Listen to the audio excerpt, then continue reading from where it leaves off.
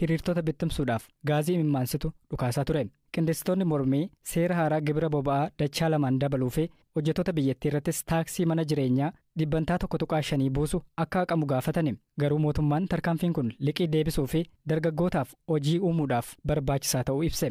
Ammaaf seerri haaraan kun garuu hojiirra hin oolle. Manni murtii olaanaa Naayiroobii yeroodhaaf tursiiseera. Ta'us mormii biyyattii keessatti kaasee lubbuun lammiilee biyyattii darbeera. Gaazexaan Daily Nation jedhamu akka jedhutti poolisiin hiriirtota konkolaataa poolisiitti ibidda qabsiisanii fi baankii naannoo Imaaliitti argamutti dhagaa darbatan irratti dhukaasa banee ture. Imaaliin daandii guddaa Naayiroobii irraa gara magaalaa Mombaasaatti geessu irratti argamte. Mormitoonni dhibbaan lakkaa'aman kibxata ganamaan daandii cufuudhaan sochii tiraafikaas danqaniiru. Har'a qofaa miti. Jimaata darbees hiriirtotaa fi poolisii gidduutti waldhibdee uumameen magaalota garaagaraa keessatti lubbuun namoota 6 darbeera. Kibxata daandiiwwan gurguddoon magaalaa guddoo Naayiroobii akkasumas Kisii, Kisuumuu, Niyeeriitti geessan irratti sochiin tiraafikaa haphateera. Viidiyoowwan toora intarneetii irratti maxxanfaman naannoo hedduutti daandiin cufamuu agarsiisu turani. Konkolaachiftonni atoobisii gurguddoo fi taaksii hiriira mormitti hirmaachuudhaan gatiin boba'aa dabaluu yaadda'uu ibsani. Hiriira mormii kana hordofuun manneen daldalaa hedduunis cufamanii turan. Geejjibnis danqamee ture. Magaalaa guddoo Keeniyaa Naayiroobiitti poolisiin dhiyeesseen sarbamoonni mirga namoomaa Itoophiyaa keessaa bara kana raawwataman kan bara kaanii irratti itti fufanii fi haaraa mul'atan jiru jedhe. Qaamoleen nageenyaa mootummaa sarbama mirgaa gosa adda addaa raawwachuun hirmaannaa qabaachuu isaanii eeree jira. Daayireektara koominikeeshinii koomishinichaa akka ta'an obbo Israa'el Salamoon bara kana gama qabinsa mirgaan kan argamee jalqaba ibsaniiru. Eenyaa riipoort ከሰኔ 2014 እስከ ሰኔ 2017 gabaasni kun yeroo waxabajjii 2014 haga waxabajjii 2015 jiru kan ilaaludha. Bara darbe wajjiniin bira qabaan fooyya'insa mul'atedha jedhamee kan ka'e keessaa tokko gahee inni qabiinsa mirga namoomaa irratti qabu wajjin ilaalamee waraanni kaaba Itoophiyaatti gaggeeffamaa ture. Onkololeessa darbee walii galtee dhukaasa dhaabuun waraanni waaraan goolabamuu isaati. Dabalataanis koomishinichiif koomishiniin mirgoota namoomaa dhaabbata biyyoota gamtoomanii waliin ta'uun yaada furmaataa walii galtee kana irratti kaa'aniin haqni yeroo ce'umsaa fudhatama argachuun mootummaan federaalaa wixinee raawwii hojii kanaa qopheessaa kan jiru ta'uu isaati. Haqa yeroo ce'umsaa irratti mariin hawaasaa gaggeessamuu eegaluun isaas hojii gaarii jajjabeeffamudha. Tajaajiloonni hawaasaa adda citanii turan deebi'uun buqqaatotni hedduun qe'ee isaaniitti deebi'uun isaanis wantoota fooyya'insa jedhamuun eeraman keessaayi. Bara hojii dhaabbatichi gabaasa isaa itti qindeesse keessatti walitti bu'insa sarbama mirga namoomaa qaamolee mootummaa fi miti mootummaa ta'aniin raawwataniin cinatti qaamoleen nageenyaa mootummaan raawwatamuu obbo Israa'el himaniiru. እንግዲህ ያው የተወሰኑ መልካም ጅማሮች ቢኖሩም jalqabbiiwwan gaariin murtaa'oon jiraatanis sadarkaa adda addaatti sarbamni mirga namoomaa raawwataman jiraachuun hubatameera. Gabaasicha keessatti sammatameera. Akka fakkeenyaatti eeruudhaaf yeroo walitti bu'iinsaa sarbama mirgoota namoomaa qaamolee mootummaaf miti mootummaa ta'aniin raawwatamaniin cinaatti qaamolee nageenyaa mootummaan gochi dirqisiisanii nama dhoksu hidhaa hin hayyamamnee fi seeraa ala ta'e akkasumas walitti qabama uummataa irratti humna hangaa olii fayyadamuun sarbamni mirgaa raawwatamaa akka jiru gabaasa kana keessatti hammatameera. Dabalataan ammoo bara gabaasni kun qophaa'e keessatti miseensota dhaaba mormituu rogeeyyii miidiyaa fi miseensota waldaalee siivilii irratti qiyyaafachuun hidhaa fi waliin dhahuun raawwatamuun hubatameera. Dabalataan ammoo rakkooleen hawaasummaa fi dinagdee amma mul'achaa jiranis akka rakkoo tokkootti kaaniiru. Dhumarratti yaada furmaataa dhaabbatichi kaa'e keessaa inni ijoon mootummaan tattaaffii fi raawwii qabinsa mirgaa irratti godhu akka dabalu kan jedhu keessatti argama. Gabaasa waggaa isa alanaa kana keessatti sababa sarbama mirgoota namoomaa akka ta'an, sababa hidhaa akka ta'an, dhabamuu gaafatamummaa, olaantummaan seeraa laaffachuunii fi nageenyiif tasgabbiin dhabamuun furmaata waaraa fiduu irratti tattaaffii mootummaa walirraa hin citne guddaa kan barbaadu akka ta'e eeramee jira. Dabalataanis bara dhuftu dabalatee wantoota xiyyeeffannoo addaa mootummaaf koomishinichaa barbaadu jedhes gabaasichi eereera. Isaan keessaas nageenyaaf tasgabbiin dhabamuun akkasumas sarbamoota mirga namoomaa kanaan wal qabatan irratti tattaaffii fi raawwiin madaalawaa akka godhamu caasaalee mootummaa keessatti humna dursanii eeggannoo cimsuu fi to'annoo gochuu dabaluun akka barbaachisu hammatameera. Qaxxaamuru kan lubbuu dhaban hedduudha. Ispeenitti godaantonni 86 yeroo lubbuun baraaraman Giriikitti immoo dhibbaan kan lakkaa'aman lubbuu dhabaniiru. Dhiyoo giddugala Meeditiraaniyaanitti godaantonni 86 lubbuun yeroo baraaraman gaazexeessonni BBC doonii baraartotaa irra turani. Kanneen gara Awurooppaa imalaa turan dargaggoota Gaambiyaa turani. Balaa imalli kun qabu akka beekan BBCtti himaniiru. Yookiin Awurooppaa geessa yookiin galaana irratti duuta. Filannoo lama qofaatu jira jechuudhaan kan lubbuun hafe tokko BBCtti himeera. Jireen keetiin qumaar taphatee injifachuun kan fakkaata. Dooniin baraarsa guddaan kun bal'ina galaana Meditereenii keessa yeroo deemtu bidiruun afuufam kan namootaan dhiphatee jiru mul'atti. Hojjettoonni baraarsaa dhaabbata sulultummaa SOS Meditereenii jedhamirraa goonfoo fi jakeetii lubbuu baraaru uffatanii bidiruu saffisaatiin itti fiigan. Godaantota dooniiwwan kan keessa jiran tokko tokkoon harkisanii akkuma deemaniitti lakkaa'an.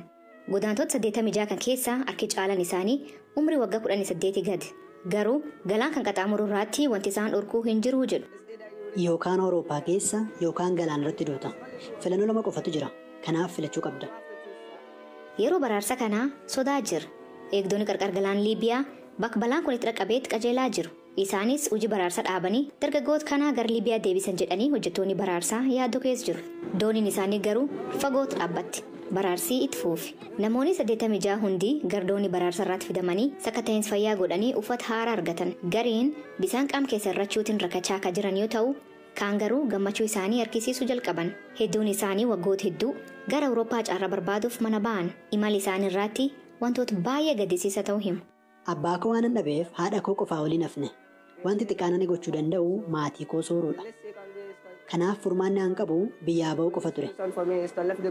Dargaggoonni kunneen yeroo hedduu qaxxaamura kan yaaluu isaanii dubbatu. Yeroo torbaa galaana Mediteraaniyaanii qaxxaamuruuf yaalaa turreerra. Hundi isaanii hiriyoota Awurooppaa gahuu fi adoo yaalanii du'an akka qaban dubbatu. Dargaggeessi gan 17 kun bidiruu lixa keessa ture. Gara namoota 120 yookaan 125 turre. Garuu namoota 94 qofatu bishaan keessaa ba'e. Hiriyoonni koo du'uu isaanii qofan arge. Amma doonii kan seenuun jireen biraa eegalu. Aangaa'onni Xaaliyaanii magaalaa biyyattii Baarii jedhamtu akka geeffaman ajaje. Achi ga'uuf guyyaa 3 fudhata. Kunis imala isaa namoota nama deddeebisan waliin Saharaa qaxxaamuran irraa addunyaa tokko fagaachuu dubbatu. Achitti haati turte. Mucaan xiqqaan sun boo'aa ture. Umuriin isaa waggaa 1 gadi ture. Wallaahi namni Arabaa sun ujummoo baay'ee jabaa fudhate intala xiqqoo sana haga dhiigni afaan ishee keessaa bahutti reebuu arge. Amma Xaaliyaan gahuun jireenya achirraatti xiyyeeffatan. Yeroo doonii irra bu'an wanti Awurooppaa akka jiran beeksisan waliigalteen wabii nageenyaa Yukireeniif kennuu kanas dhuma kora neetoo Lituweeniyaatti gaggeeffamaa jiru irratti akka raggaasisan ni eegamam. Galaana Balaay bal'isee isinitti himama. Biyyoonni dureeyyiin torba kun Yukireeniif wabii nageenyaa ni kenninaa haa jedhan malee miseensonni neetoo Yukireen yoom dhaabbata tika waloo ta'e neetootti akka miseensa taatee dabalamtu yeroo murtaa'aa hin keenye. Waliigalteen deeggarsa wabii nageenyaa biyyoota G7 kun Yukireeniif kennuuf jedha meeshaalee waraanaa leenjii loltummaaf odeeffannoo tikaa Yukireeniif qooduu fa'aa kan of keessatti hammatudha. Ministeerri muummee Yukireen Riis Sunaak deeggarsi biyyoonni dureeyyiin kun Yukireeniif gochuuf jedhan Vilaadimir Puutiniif ergaa guddaa dabarsaa jedhan. Biyyoonni dureeyyiin kun Yukireeniif wabii nageenyaa kennuuf ka walii galan pirezidantiin Yukireen Volodimir Zeleniskiin neetoon yeroo itti Yukireen miseensa neetoo taatu ifa gochuu didee jechuun eekamanii boodadha. Biyyoonni michuu Yukireen ta'an bifa ifa ta'een Yukireen yeroo dheeraaf ittisuuf tattaafataa akka jiran Riisii Sunaak pirezidantii Yukireen itti himan. Wanti Yukireen irratti raawwate deebi'ee akka mudatu lammata deebinee arguun barbaannu. Murteen goone Yukireen haleellaa Raashiyaan irratti banteef saaxilamtee akka hin hafne gochuuf kutannoo keenya ka agarsiisedha jedhan muummeen ministeeraa UK. Waliigaltee wabii nageenyaa Yukireeniif kennuu biyyoota G7 Kaanadaa, Faransaay, Jarman, Xaaliyaan, Jaapaan, US fi UK hirmaachise. Taphattoota sarara walakkaatti akkasumas cabsaa bitaa fi mirgaarraa kaasee jifataa waliin dabalatee akka addaatti cimdaa'uudhaan taphattoonni seenaa kubbaa miilaa keessatti yoomiyyuu hin dagatamne jiru. Seenaa Pirimeer Liigii keessatti taphattoota warra kamiitu cimdaa'uudhaan goolii lakkoofsise. BBC Sport bara 1992-93 kaasee seenaa Pirimeer Liigii Ingilizii keessatti cimdii taphattootaa goolii hedduu lakkoofsuudhaan dursan 10 adda baaseera. Galaanaa Balaay bal'iseetu isinitti himama. BBC Sport hanga goolii cimdiiwwan lama kilaba tokko keessaa bara dorgommii tokko goolii hedduu lakkoofsisan baroota 20 darban galmeessaa turen Saadiyoo Maaneef Mohaammed Saalaa sadarkaa 9ffaarra kaa'eera. Jifattoonni Liverpool lameen dhalattoota Afrikaa ta'an kun bara 2017-18 leenjisummaa Yergen Klooppiin walitti erga dabaalamanii tapha jalqabaa Watford waliin 3 qixxee xumuran. Guyyaa sanarraa kaasee taphattoonni lameen Liverpool waancawwan gurguddoo 4 akka mo'atu taasisaniiru. Keessumaa dheebuu waancaa Liverpool waggoota 30 eegaa ture baasuun bara 2019-20 waancaa Pirimeer Liigii 19ffaasaa akka mo'atu taasisaniiru. Goolii Saalaaf Maaneen lakkoofsisaniin qixxee lakkoofsisuun 9ffaarra akka jiran biroon ammoo Alan Shirarii fi Nolberto Solaanoodha. Lameen Niwukaasiliif bara dorgommii tokkotti goolii 22 lakkoofsisanii jiru. Alan Shearer Blackburniif Niwukaasiliif gooliiwwan 260 lakkoofsiseera. Freddie Ljungbergiif Terry Henry Arsenaaliif, Robbie Fowleriif Steve McManaman ammoo Liverpooliif bara dorgommii tokkotti gooliiwwan 24 lakkoofsisuun sadarkaa 7ffaa qabataniiru. Robbie Fowleriif Steve McManaman baroota 1990 keessa taphoota 250 Liverpooliif taphataniin carraa waliin taphachaa guddachuu isaanii fayyadamuun bu'aa seenaan yaadatu buusaniiru. Cimdiiwwan Arsenaal lameenis seenaa ajaa'ibaa dabarsaniiru. Bara 1999 osoo Terry Henryin kilabichatti makamiin dura Freddie Ljungberg Arsenaal keessatti turtii abdachiisaa dabarseera. Isaan booda waggoota 8f taphataan sarara gidduu lammii Swiidinii fi taphataan lammii Firaans tapha ija namaa duraa hin badne agarsiisuu irra darbanii goolii hedduu waliin Arsenaaliif lakkoofsisaniiru. Jarri kun waliin ta'uun waancaa Piriimiyer Liigii 2 fi FA Kaappii 3 argataniiru. Kana keessatti Ljungberg gooliiwwan 46 lakkoofsisee kubbaawwan 31 ammoo mijeessee kenneera. Terry Henryin ammoo gooliiwwan 175 lakkoofsisuun kubbaa 80 ammoo warri kaan akka lakkoofsisan mijeessee kenneera. Bara dorgommii tokkotti cimdiiwwan goolii hedduu galchuun sadarkaa 6ffaarra jiran ammoo Mohamed Salah fi Roberto Firminoodha. Lameen kilaba Liverpool waliin ta'uun bara dorgommii tokkotti goolii 25 lakkoofsisan. Shanaffaa irratti ammoo ka'eeraman Tottenhamiif gooliiwwan 27 kan lakkoofsisan Darren Andertonii fi Teddy Sheringham sadarkaa arfaffaa irratti cimdiin ta'an hin jiran. Sababni isaa ammoo jifattootni Arsenaaliif Manchester City goolii 29 lakkoofsisuun qixxeedha. Terry Henry fi Roberto Perez bara dorgommii tokkotti goolii 29 lakkoofsisuun leenjisummaa Arsene Wenger jalatti taphattoonni kunniin lamaan waliin qindaa'uun Arsenaaliif milkaa'ina yeroo mara yaadatamu argamsiisaniiru. Akkasuma Manchester City irraa Kun Aguero fi David Silva waliin ta'uun gooliiwwan 29 lakkoofsisaniiru. Sadarkaa lammaffaarra kan jiran ammoo Didier Drogba fi Frank Lampard lameen waliin ta'uun bara dorgommii tokkotti Chelseaf gooliiwwan 36 lakkoofsisaniiru. Qindoominni isaanii milkaa'an kun bara 2012 yeroo Didier Drogbaan Chelsea gadhiisee gara Chaayinaatti qajeelu diigame. Cimdiiwwan bara dorgommii tokkotti gooliiwwan hedduu galchuun sadarkaa tokkoffaarra kaa'aman ammoo Harry Kane fi Son Heung-min lameen bara dorgommii tokkotti gooliiwwan 47 galchaniiru. Haa ta'u malee qindoominni taphattoota kanaa Bayern Munich dabalatee kilaboonni gurguddoon Harry Kane ganna kana fudhachuuf gojoma'aa waan jiraniif milkaa'inni kun addaan cituuf jira jedhamaa jira. Dhaggeeffattoota keenya ammoo odeeffannoo tokkoon itti isiniif dabala. Pirezidaantiin Eertiraa marii dhimma Sudaan irratti hirmaachuudhaaf Masriitti qajeelanii jiru. Pirezidaantii Isaayaas Afeworqii affeerraa pirezidaantiin Masrii Abdul Fattah Alsiisiin gara Kaayirootti imalanii jedhamee jira.